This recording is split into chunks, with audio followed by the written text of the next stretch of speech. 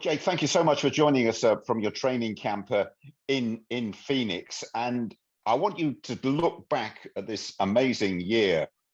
If I could have imagined a dream season, it probably would have been 2022 for me. And the biggest motivation I had was my Tokyo Olympics was so disappointing. I came 10th when I was going into it, hoping for a medal. So I think if that hadn't happened, I would never have come out in 2022 and run as well as I had. But to fulfill kind of a childhood dream and become a world champion is something that I'd always hoped I had the ability to do, but you can never guarantee it. So the sheer shock, I think, of actually doing that and being able to know that I've done what I've always wanted to do is something that I'll always look back in the season, and hopefully there's more to come, but I'll always look back in 2022 and think that was the season. There's a couple of interesting stories of the men behind the mics in Eugene. First of all, your dad, Jeff, who was the stadium announcer there, and he kept very, very cool, didn't he? That's my son. I coach him, and now he's the world champion. Was there anything going through your head about, I'm wondering what my dad's saying now when you won that?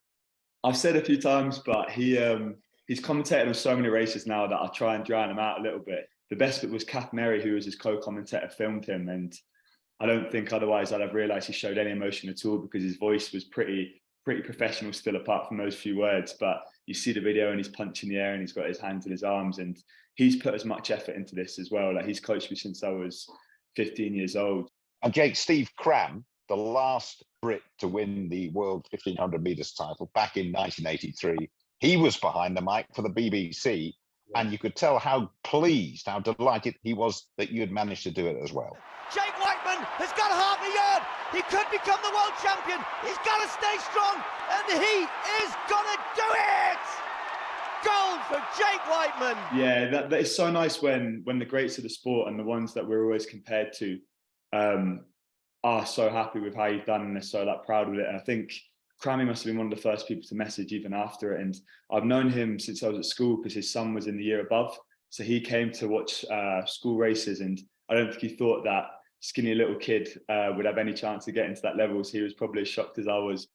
Well, listen, I've got your trophy here, and there are some fantastic names on this trophy. Lewis Hamilton's on there, Andy Murray, Chris Hoy, Steve Redgrave. In the athletics world, Daley Thompson, Seb Coe, Steve Cram, Linford Christie, and now the name Jake Wightman will be added to it. Give us your thoughts on that.